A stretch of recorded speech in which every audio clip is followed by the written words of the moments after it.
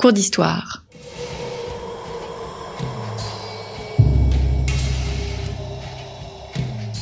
Une émission de la rédaction de Storia Voce.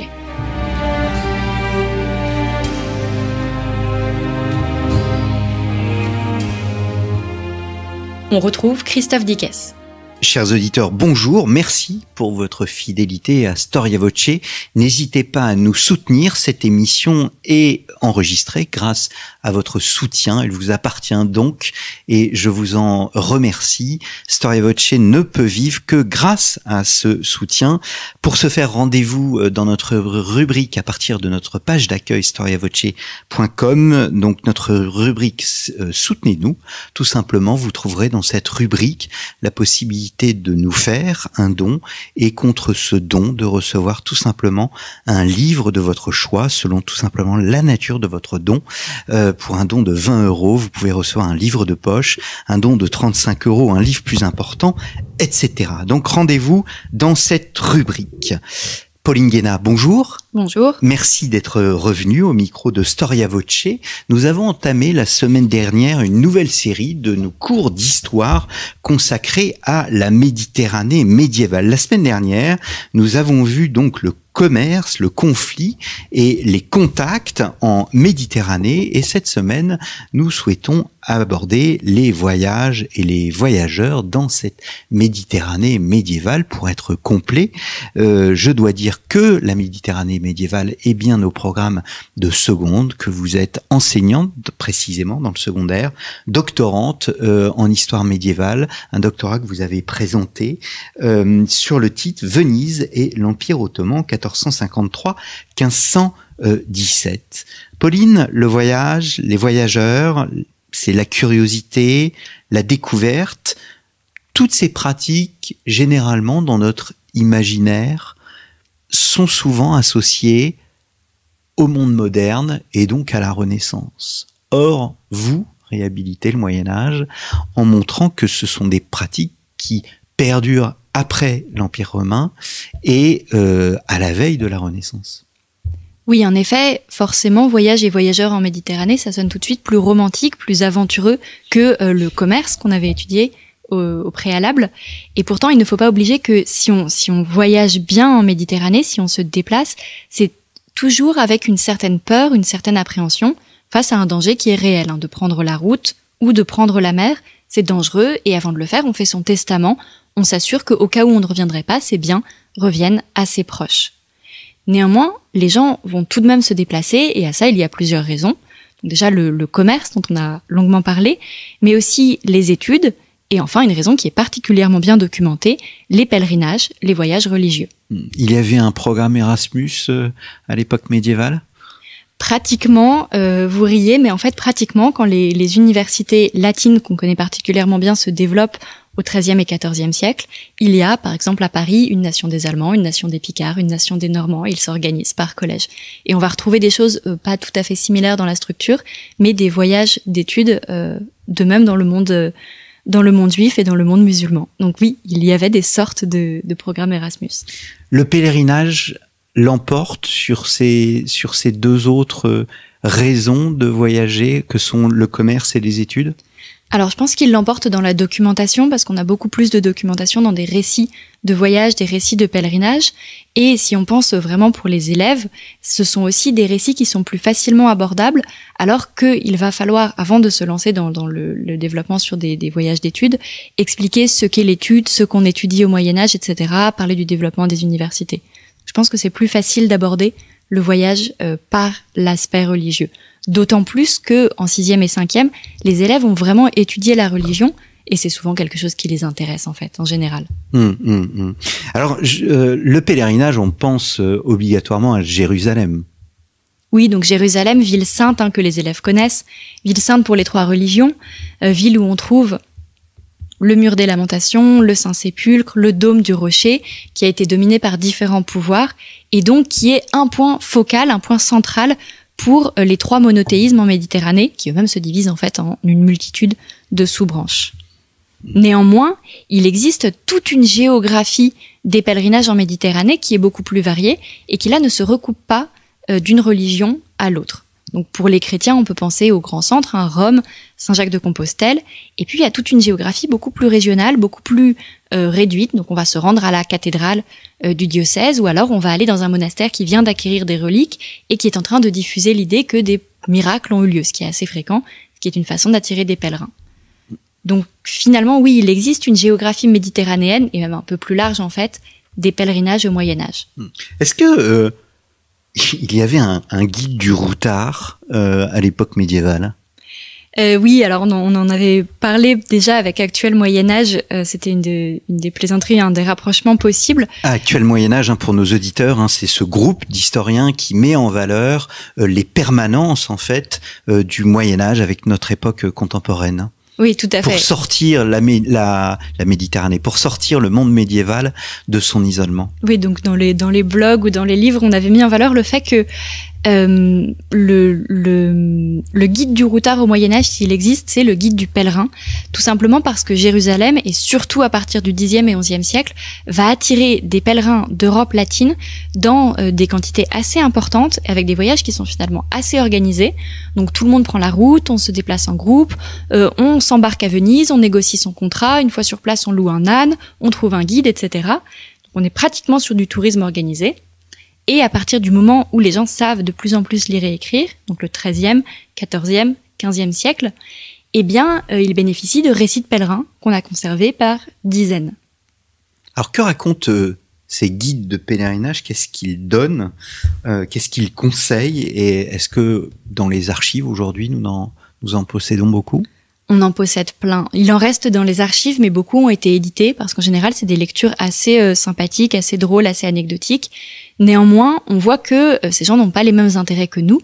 Et donc, déjà, il y a du pratique. Donc, ils expliquent les temps de trajet. Donc, de Vérone à Venise, je mis 3 jours de route. Puis, de Chypre à Jaffa, je mis 2 jours de mer, etc. Et puis, éventuellement, ils vont dire où dormir, que faire, que manger. Mais surtout, ils vont se concentrer sur le religieux, parce que c'est ça qu'ils sont venus voir.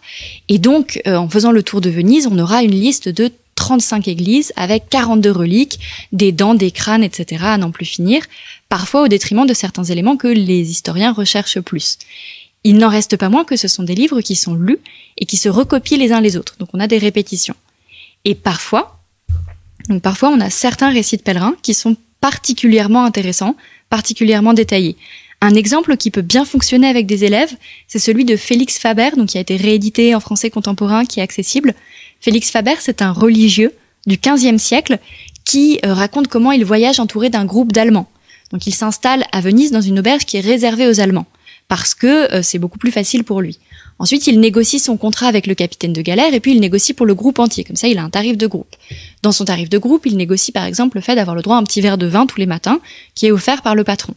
Il choisit où il va se placer dans la galère. Donc, il nous explique que, évidemment, aller se placer à l'avant, c'est une erreur de débutant. Lui qui a déjà beaucoup voyagé, il sait qu'il faut être placé près de la cuisine, plutôt au centre, ça remue moins. Pas trop loin du pont pour sortir parce qu'en cas de naufrage, tous ceux qui sont en profondeur ont peut-être plus chaud, mais vont mourir, etc., etc. Et on voit à travers ce récit-là que finalement dans cette Méditerranée qu'on pourrait imaginer à travers plusieurs sources complètement empreintes de sacralité, de personnes qui sont totalement dévotes, finalement le souci du confort matériel n'est pas absent. Vous le présentez même négociant un âne à Jaffa, exactement comme aujourd'hui un touriste négocierait sa location de voiture. D'autant plus qu'au moment où il voyage, cette région, la Terre Sainte, est tenue par les Mamelouks qui ont bien compris qu'il y avait beaucoup d'argent à gagner. Donc en fait, il y a des accords entre les Vénitiens et les Mamelouks pour se passer les touristes, les pèlerins qui arrivent. Alors là, on parle de Jérusalem, de la Terre Sainte, qui a une force attractive évidente. Est-ce qu'on le retrouve, cette même organisation pour des grands centres que sont par exemple Rome, Saint-Jacques-de-Compostelle, etc.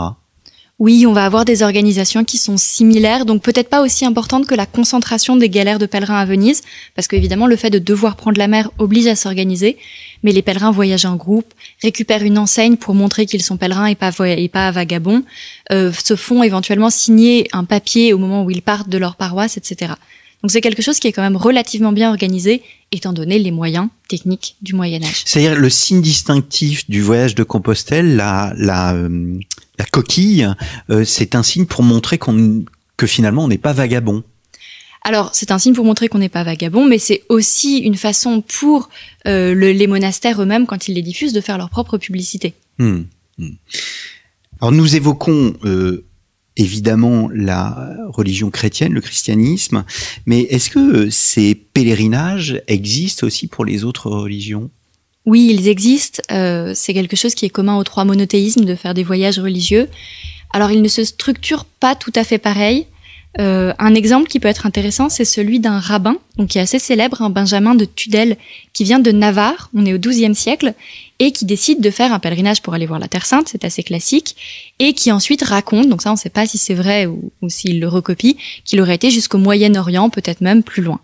Ensuite, il fait demi-tour, il traverse l'Égypte, il se réembarque à Alexandrie, et là, après une petite escale dans le sud de l'Italie, il retourne chez lui. Et en fait, ce qui est intéressant, c'est que sur sa route, ce qu'il décrit, ce n'est pas la même chose que ce que décrirait un pèlerin chrétien, c'est normal. Il est intéressé par toutes les communautés juives autour de la Méditerranée. Donc c'est une source exceptionnelle, en fait, pour les historiens. Prenons un exemple dans le sud du Royaume de France, peut-être que ça intéresse plus, ou c'est plus en lien avec les connaissances des élèves. Il arrive à Montpellier, il dit le nombre de juifs, ensuite il arrive à Lunel, petite ville à l'est de Montpellier. Là, il voit une synagogue de 300 personnes, donc 300 juifs, ce qui est quand même assez impressionnant. Et il dit que là, il existerait un collège où les gens qui veulent étudier peuvent venir et être nourris et logés gratuitement. Donc on retombe sur ces idées de de circulation et de circulation pour l'étude. Puis il poursuit jusqu'à Marseille, il voit 2 synagogues, il va à Gênes, là il est étonné parce qu'il n'y a pas de juifs. Il arrive à Rome, et à Rome il fait tout le tour des bâtiments, comme le ferait un pèlerin chrétien, mais il en voit d'autres, c'est un peu différent parce qu'il est guidé par des juifs. Et en fait, ce qui l'intéresse sur la route, c'est de voir les synagogues, mais aussi de nommer, il nomme précisément toute une série de savants. Donc il se déplace aussi pour rencontrer des personnes. Et pour les musulmans ? Et pour les musulmans, ça les élèves normalement le savent s'ils s'en souviennent. Dans les 5 piliers de l'islam, on a le Hajj, donc le pèlerinage à la Mecque. On doit aller voir les villes saintes de Médine et de la Mecque une fois dans sa vie. Et on a quelques récits de Hajj, donc surtout à partir du XIe, XIIe siècle.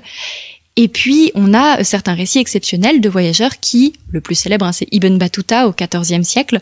Donc, il y a un berbère qui vient du Maroc, Ibn Battuta, qui décide qu'après son Hajj, il va en faire plusieurs et puis il va continuer jusqu'à plus loin vers l'est. Et il a mis tout son récit à l'écrit, ou plutôt il l'a dicté. Et donc, comme ça, on sait exactement comment il se déplace.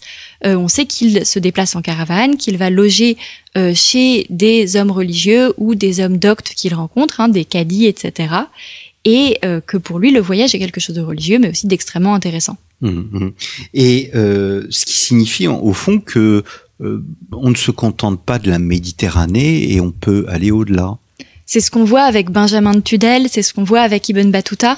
Ce sont des gens qui vont donc respectivement jusqu'en Chine ou jusqu'à Tombouctou. En fait, ces géographies-là ne sont pas sur les géographies classiques de la Méditerranée sacrée. Quand on fait ces pèlerinages, on reste normalement autour de la Méditerranée, autour de la Mecque, etc. Mais comme il existe ces réseaux marchands qui branchent la Méditerranée sur les routes transsahariennes par des caravanes ou sur les routes eurasiatiques, certains voyageurs, dont là vraiment le but dépasse la simple sacralité, peuvent en profiter pour se rendre très loin. Et l'exemple canonique que les élèves connaissent peut-être, c'est Marco Polo, qui le fait à la fin du XIIIe siècle. Et d'ailleurs, Marco Polo, ça n'est pas un pèlerin, c'est un marchand. Et en fait, il a raconté son récit comme un voyageur, il a eu beaucoup de succès, mais avant tout, c'est un marchand, et il suit une route qui a été prise avant lui par son père, par son frère, et par d'autres marchands italiens qui sont ingénieusement installés dans l'est de la mer Noire, et qui, à cette époque, n'hésitent pas à aller jusqu'en Perse pour maximiser leurs profits. Alors, au-delà ou peut-être à côté de Marco Polo, peut-être quelques mots sur le temps de voyage. Et comment est considéré le voyageur ? Vous disiez tout à l'heure que le voyageur pouvait avoir un signe distinctif pour bien montrer qu'il n'était pas un vagabond. Est-ce que le voyageur était considéré un peu comme mettant en marge de la société, parce que il fallait peut-être une certaine aisance, il fallait au fond quitter son milieu familial, quitter son village, quitter sa ville, bref, être en marge de la société. Ça, il est certain que les voyageurs sont de toute façon des personnages qui sont plus en danger et face à qui l'attitude va aller de la curiosité. Donc soit on les questionne, on les emmène devant les autorités locales qui vont les questionner sur leur territoire d'origine, donc on n'est pas neutre face à eux, soit éventuellement on les maltraite. Et ça, c'est un danger qui est toujours présent. Ibn Battuta, toujours lui, reste grosso modo dans les limites du monde musulman, donc trouve souvent des locuteurs d'arabe sur sa route, parce que les élites politiques et religieuses parlent arabe, et il se félicite du fait qu'il a toujours été bien reçu. Donc il a reçu des aumônes, on l'a logé, et il attribue ça à une bénédiction qu'il aurait reçue au début de son voyage. Ce qui est vraiment très intéressant parce que ça montre que c'est possible d'être bien traité, mais ça relève quand même de la bénédiction. Alors revenons à Marco Polo. Est-ce que le fait d'aller aussi loin nourrit l'imagination ? Forcément, le voyage de Marco Polo, en fait, c'est un voyage qui est à la limite pratiquement du programme parce qu'on est loin de la Méditerranée et donc on peut inventer des choses merveilleuses. D'autant plus que le livre de Marco Polo a du succès du XIVe au XVIe siècle, à un moment où cette route eurasiatique s'est fragmentée parce que politiquement, elle s'est morcelée et donc les Italiens ne vont plus aussi loin. Et donc tout ce qu'il raconte, même si c'est merveilleux, peut être pris pour argent comptant. Et là, on parle de choses vraiment merveilleuses. On parle d'Amazone, on parle de cynocéphales, donc c'est des hommes à tête de chien, comme le nom l'indique, ou d'hommes vraiment plus amusants, qu'on trouve dans beaucoup de descriptions, qui ont leur visage au niveau de l'estomac et qui se nourrissent à travers directement leur ventre. Toutes ces choses qui sont totalement merveilleuses, qui sont des mirabilia ou des garib ajaïb en arabe, ça n'est pas possible en fait de les placer en Méditerranée. On connaît suffisamment la Méditerranée pour que ça ne marche pas. Et rapidement, je cite la fin du voyage de Marco Polo qui est assez significative. Lui qui aime tant raconter des merveilles s'arrête à la Méditerranée parce qu'il dit beaucoup de gens connaissent déjà cette région. En latin, c'est Quia multisciunt, que beaucoup de gens connaissent. Il dit, nous laisserons donc ici ce sujet. Ici finit le livre de Messer Marco Polo. Oui. Alors malgré tout, est-ce qu'on trouve en Méditerranée des choses merveilleuses ? Alors, du coup, merveilleuse moins, il va falloir aller jusqu'en Amérique pour trouver des choses merveilleuses, comme Christophe Colomb partir avec le livre de Marco Polo sous le bras et aller imaginer qu'on les voit dans les Antilles. Mais en Méditerranée, on a des miracles. Évidemment, tout ça est empreint de religion, donc on peut avoir des miracles. Ou alors, on a de l'anecdote. Chez Ibn Battuta, énormément d'anecdotes existent. Et pourtant, elles sont toujours un petit peu en lien avec quelque chose de vrai. J'en raconte une. Alors, une anecdote qui me plaisait. Allez, j'en raconte même deux, mais très rapidement. Donc Ibn Battuta voit beaucoup de populations musulmanes, mais qui sont forcément différentes de lui, parce que les populations musulmanes ne fonctionnent pas toutes de la même façon. Et donc, par exemple, lui qui arrive du Maroc, quand il arrive en Turquie, il voit que les femmes ne sont pas voilées, ont des activités comme le mari, des activités économiques. Et ça, c'est quelque chose qui l'étonne beaucoup. Autre exemple, quand il est à Tripoli, donc à Tripoli au Proche-Orient, il nous raconte une histoire qui est censée montrer la sévérité d'un émir, d'un des gouverneurs de la ville. Il explique qu'une femme aurait porté plainte contre un mamelouk de l'émir. Donc un mamelouk, c'est un esclave militaire. Et l'émir, ayant appris que le mamelouk aurait bu le lait de la femme qu'elle essayait de vendre, comme il n'y a pas de preuve, lui fait directement ouvrir le ventre en deux et le lait jaillit. Et du coup, on voit qu'il était coupable. Donc anecdote qui montre la sévérité, mais aussi la justice de l'émir. Or, c'est très intéressant parce que Ibn Battuta, c'est un voyageur arabe du XIVe siècle, et on trouve exactement la même histoire chez Buondelmonti, qui est un voyageur latin du XVe siècle, et qu'il attribue à un autre sultan, un sultan ottoman. Et donc ça montre que finalement, dans ces histoires qu'on raconte, on est dans l'anecdote, mais ça montre sans doute aussi une volonté des pouvoirs locaux de diffuser une certaine image, quitte à aller voler des histoires à droite à gauche. Est-ce qu'il y a des techniques de voyage? Est-ce que le voyageur est équipé d'une certaine façon ou fréquente tel type de personne plutôt que tel autre type? Bref, est-ce qu'il y a des habitudes du voyageur? Alors le plus fréquemment, ce qu'on voit, on le voit vraiment dans les récits de pèlerins, c'est qu'on essaye de s'associer à des gens qui vous ressemblent, donc des gens qui parlent la même langue en premier, parce que ça simplifie tout. Félix Faber, dont on parlait avant, donc ce religieux allemand du XVe siècle, explique qu'à Venise, il s'installe dans l'auberge des Allemands parce qu'il est fort pénible de vivre avec quelqu'un avec qui on ne peut pas avoir de conversation. Donc on n'est pas forcément dans la recherche de l'exotisme absolu. Néanmoins, ça doit dépendre, donc on aime bien placer des structures en histoire, et pourtant ça doit tout de même dépendre des personnalités des gens, parce qu'on voit certains voyageurs qui recherchent plus d'exotisme. Un bon exemple, c'est Bertrandon de la Broquière, donc avec ce nom magnifique, c'est un sujet du duc de Bourgogne, au début du XVe siècle, qui a une idée fantastique. il part pour faire son pèlerinage en Terre Sainte. Donc il suit les routes canoniques, il va de Venise jusqu'à la Terre Sainte. Et là, plutôt que de rentrer en galère, il se dit « Je vais prendre la caravane qui traverse l'Anatolie jusqu'à Constantinople ». Personne ne fait ça.